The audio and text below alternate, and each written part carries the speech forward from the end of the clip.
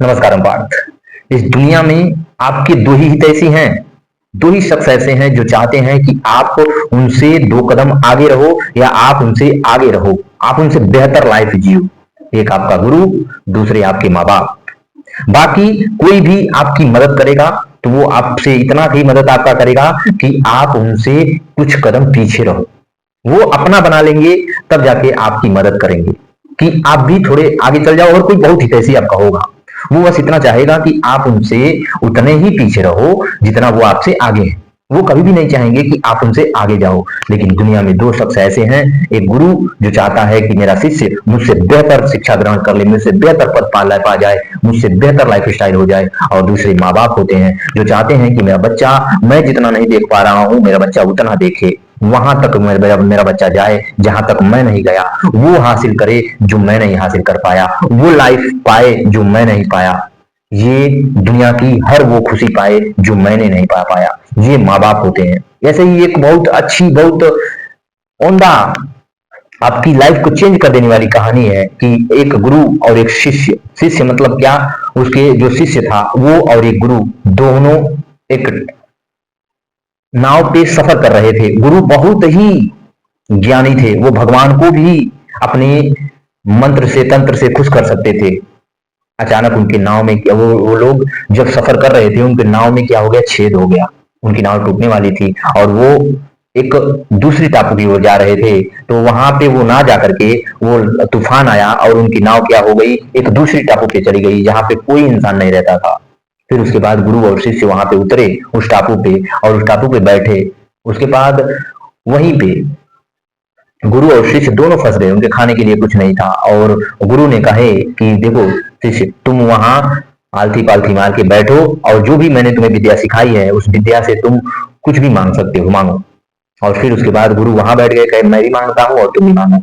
फिर उसके बाद गुरु ने आराम से अपनी समाधि ले ली और शिष्य ने भी समाधि ली। लेकिन अब रहा तो शिष्य, ये कहाँ तक बैठ सकता था आंख बंद करके। फिर इसकी नई नई आंख खुल जाती थी। फिर उसके बाद इसको भूख लगी बहुत तेज से।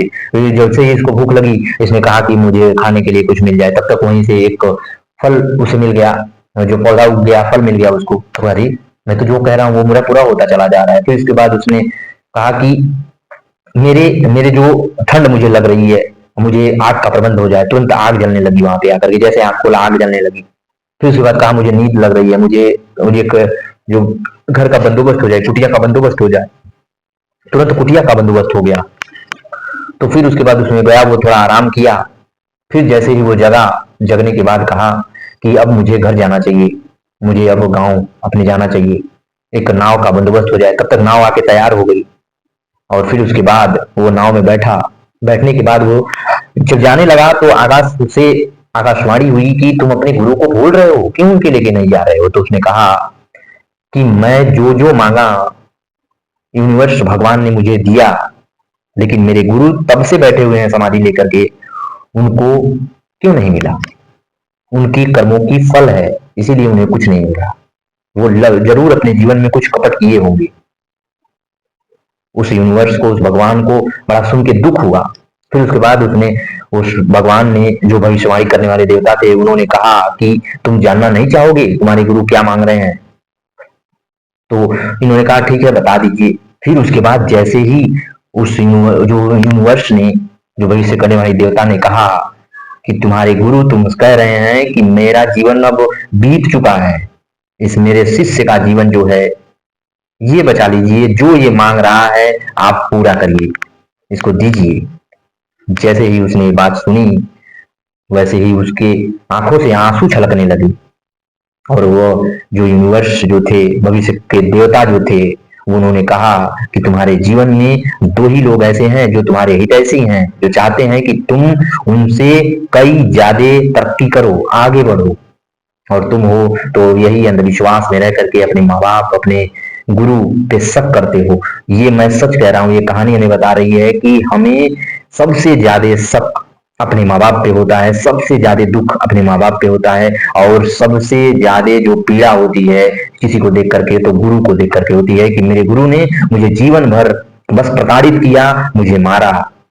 अच्छा मार्गदर्शन नहीं किया। लेकिन आप वहीं अगर देखो, अगर वो मारे नहीं होते, अगर वो आपको डांटे नहीं होते, अगर वो आपको कुछ शिक्षा नहीं दी होती, तो आप आज जहां हो वहां हो पाते नहीं। आप गुरु का हाथ साथ पकड़े रहिए, आप गुरु कहीं भी आपको पहुंचा देगा।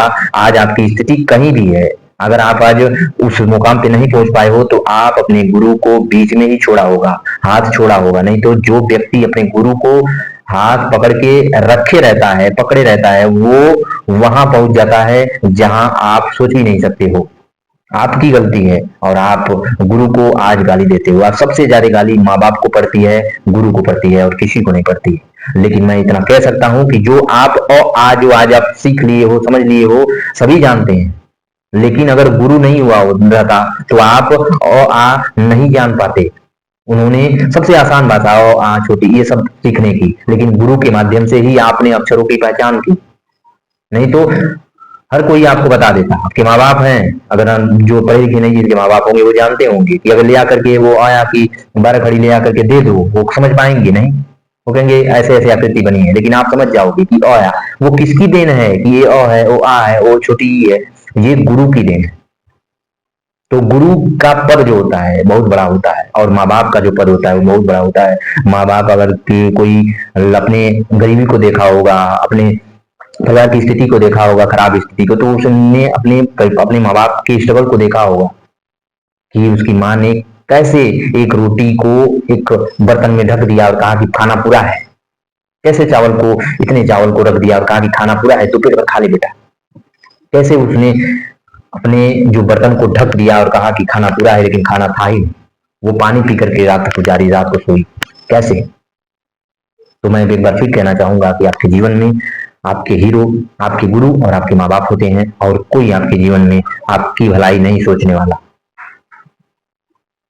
अपना ध्यान रखना, अपना ख्याल रखना, और माँ बाप से प्यार करते रहना। उनके जीवन के आप आखिरी उम्मीद हो। ध्यान रखना अपने माँ बाप का, अपने गुरु का। धन्यवाद। नमस्कार।